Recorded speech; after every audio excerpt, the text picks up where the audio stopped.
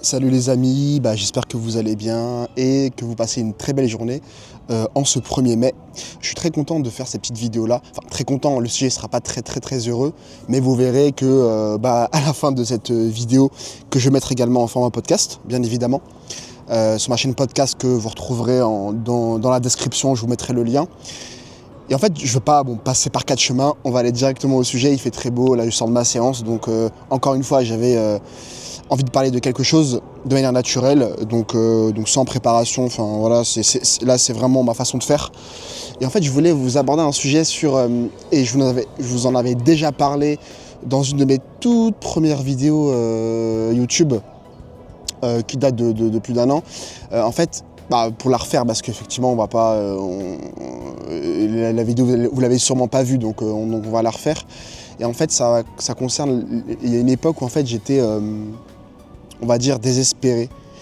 Je sais, alors en fait tout dépend des termes qu'on utilise. Moi j'aime pas parler de dépression parce que en fait j'ai l'impression qu'aujourd'hui en fait on parle de mots, de dépression, de déprime, mais en fait on perd le sens des mots, en fait on utilise des mots sans se rendre compte de leur sens, de leur portée. Donc moi je parlerai surtout pas de dépression parce que c'est quelque chose de médical, mais en fait j'avais une phase et on est tous passés par là, hein, une phase vous savez, de désespoir, de déprime. Vous savez, les moments en fait on est triste pour rien, des fois on pleure, des fois on n'est pas bien, on a envie de rien faire, ou en fait on s'éloigne un peu des gens, vous voyez, on s'éloigne un peu des gens, on parle plus, on s'isole de plus en plus, on perd nos amis. Et en fait je voulais parler de ça en fait, je sais pas si vous reconnaîtrez là-dessus. Sur ça, mais moi j'avais une période, je parle de mon cas et on va élargir un petit peu la focale. J'avais une époque, c'était à la sortie du lycée, j'avais mon bac, en fait c'était vraiment la période on va dire terminale, même avant, hein, ça a même commencé avant, c'est vraiment on va dire même toute la période lycée je dirais. Il y avait une période où en fait j'avais une forme de déprime, de désespoir. En fait, tout simplement, en fait, je me sentais mal dans mon corps, j'étais pas bien. J'avais même à cette époque-là arrêté le foot pour des raisons justement, pour des raisons même physiques, hein, parce que avec cette déprime-là, etc., je mangeais beaucoup moins, j'avais perdu beaucoup de poids.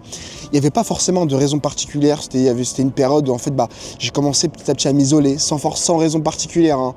Il n'y avait pas un traumatisme particulier, mais c'est ça que je vous disais, peut-être qu'on est tous passés par là. En fait, on est comme ça, on s'isole, on commence. Et je me souviens que cette époque-là, je pense que c'est lié aussi, c'est que j'ai commencé à faire des régimes, voilà, parce que je voulais être footballeur à l'époque, donc j'ai commencé à moins manger, en fait, à faire n'importe quoi tout simplement, parce que c'est pas les régimes comme ceux-là, en fait, c'est du grand n'importe quoi, on va dire la vérité. Donc j'ai commencé à sauter des repas, à m'isoler, à ne plus accepter les sorties entre amis, vous voyez.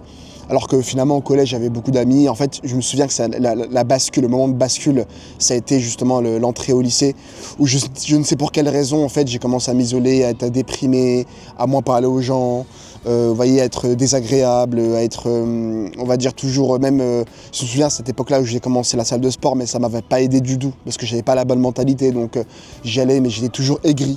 Vous voyez, j'avais une certaine aigreur on va dire même extrême, vous voyez. Si je sais pas pour abuser, mais quand même extrême, je dirais. Et en fait, voilà, je suis resté comme ça pendant un moment, pendant on va dire 3 ans. Et en fait, j'ai l'impression que pendant cette période-là, en fait, je m'autorisais pas à être heureux. Et je pense qu'on est tous passés par là, on passe beaucoup par ce chemin-là. En fait, on a des moments comme ça, on est déprimé, en fait, on a envie de rien faire.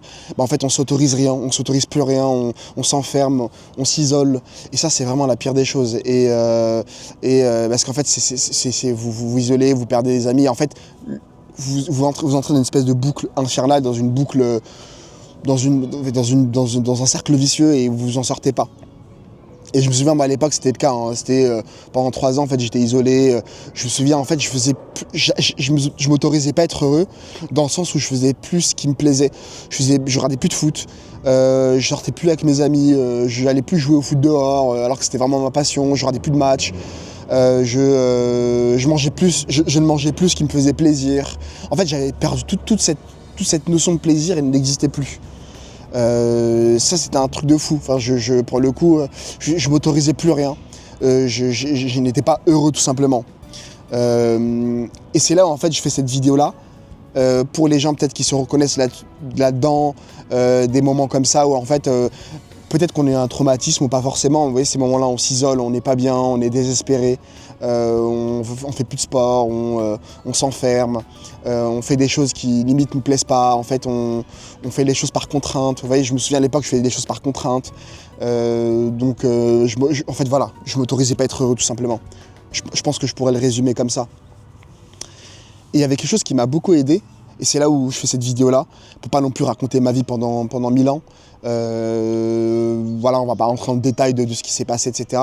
Mais en fait, vraiment, ce qui m'a aidé à sortir de ce désespoir, de cette longue déprime, de cette période où en fait je voulais rien faire, où je m'autorisais rien, je faisais je mangeais pas, en fait, voilà. En plus, je me souviens que j'avais perdu 20 kilos. Et ça, je rigole pas, hein, j'avais perdu 20 kilos. Je me souviens que c'est du jour au lendemain, je me souviens que c'était le moment où j'ai eu le bac, et en rentrant en fait à la fac, donc en première année, je me suis dit, Mohamed Ali en fait, je me suis autorisé, j'ai décidé ce jour-là d'être heureux, de m'autoriser à être heureux. C'est pas les phrases bateau, on dit voilà, il faut être heureux, on le décide du jour au lendemain. Non, c'est je me suis autorisé à faire des choses qui me plaisent. Et en fait, petit à petit, j'ai décidé en fait d'être plus heureux. En fait, c'était vraiment un choix. Je me souviens du jour au lendemain, je me suis dit, bah ok, là je vais commencer à faire des choses qui me plaisent, je vais commencer à manger, je me souviens, j'ai commencé à manger des pâtisseries, à des choses qui me plaisaient finalement, tout simplement. J'ai commencé en fait à reprendre un peu contact avec des amis, recommencer à faire quelques sorties, avec lesquels j'ai pas forcément gardé contact à long terme, mais en fait, en tout cas, ça m'a aidé à sortir de ce moment-là. Je dis, bah en fait, Mohamed Ali, force-toi à refaire les choses que tu faisais avant. Force-toi à faire les choses qui te faisaient plaisir avant. Et en fait, en faisant ça, en faisant ces choses-là, je me souviens, c'était l'été qui suivait le bac. Je me souviens, je m'autorisais, je sortais, je faisais je faisais des foot, je mangeais ce qui me faisait plaisir. J'ai même pris du poids, vous voyez, je crois que j'ai même pris peut-être 10 kilos en 10 kilos en l'espace de 2 mois, 1 mois et demi, 2 mois, parce que j'ai recommencé à manger ce qui me faisait plaisir. Je me suis réautorisé à être heureux, tout simplement. Et en fait, je vais même aller plus loin, c'est même en rentrant en fait à l'université, qu'en fait même en allant vers les gens, vous voyez, je me suis même fait des amis à ce moment-là, en rencontrant des gens, vous voyez, en sortant en fait de cette zone où j'étais, où je parlais à personne, je me suis dit pourquoi tu vas pas rester comme ça, donc va parler aux gens. Donc en fait, en ayant cette mentalité d'aller parler aux gens, de cette envie d'aller parler aux gens, en fait ça m'a sorti petit à petit de cette déprime, de cette longue déprime, et j'ai commencé à être heureux, à rigoler, et en fait je dirais pas que je me suis découvert une nouvelle personnalité, mais pour moi c'était un peu le cas. C'est qu'en fait j'ai trouvé une espèce de fraîcheur à ce moment-là. Je me suis dit en fait je suis comme ça.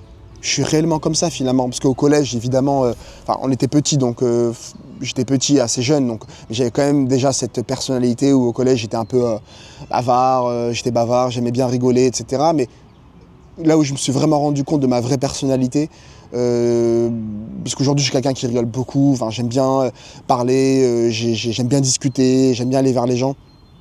En fait c'est à ce moment-là où justement j'ai découvert ça. J'ai découvert le vrai moi en fait, justement en m'autorisant à être heureux, en m'autorisant à faire des choses qui me plaisent, en m'autorisant à aller vers les gens.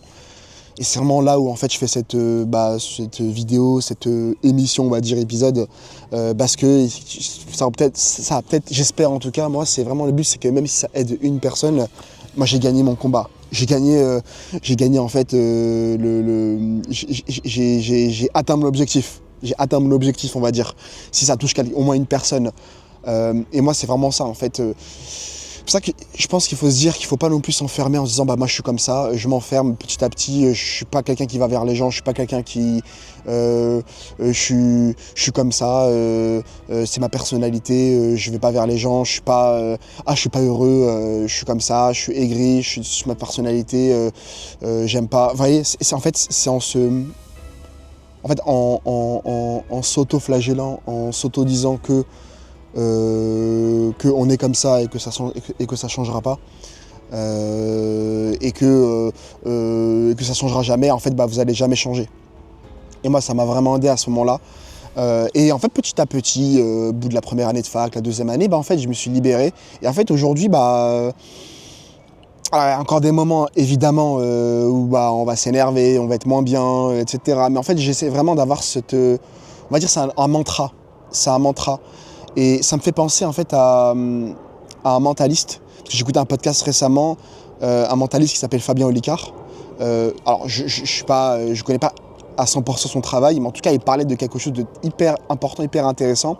C'est en fait justement, il parlait du fait de s'autoriser, de décider en fait d'être heureux, de se dire en fait, même s'il y a quelque chose qui va pas, qui va mal, ça va pas, en fait, on se force à être heureux, on s'autorise, on dit en fait c'est comme ça, on passe. Je sais pas, vous êtes à la caisse par exemple, vous êtes à la caisse, il y a une longue file et tout, vous voyez tous les gens qui sont énervés, etc.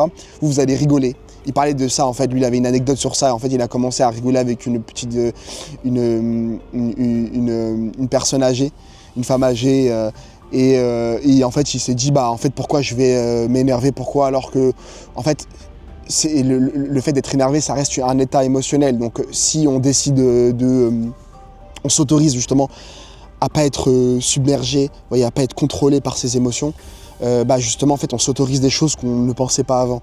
Donc voilà, en tout cas je vais pas non plus tourner autour du pot. Là j'ai beaucoup parlé, ça fait je crois qu'une dizaine de minutes que je parle, une dizaine de minutes. Donc en fait c'est juste que là ce que je veux vous dire c'est le moment où vous vous autorisez à faire des choses qui vous plaisent, des choses qui vous rendent heureux.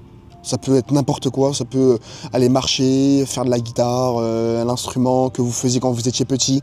Des choses comme ça, en fait, tout bête. Aller jouer un peu aux jeux vidéo, aller faire une partie. Vous voyez, vous autorisez en fait à faire des choses qui vous plaisent. Et moi, c'est ça qui a changé. C'est quand j'ai recommencé à faire des choses qui me plaisent. Je me suis dit, en fait, qu'est-ce qui me plaît vraiment quand j'étais à ce moment-là, quand j'étais au lycée, je me dis, mais qu'est-ce qui me plaît vraiment quelle était la chose qui me rendait heureux, qui me rendait souriant. En fait, en les refaisant, j'ai retrouvé de la fraîcheur dans ma vie.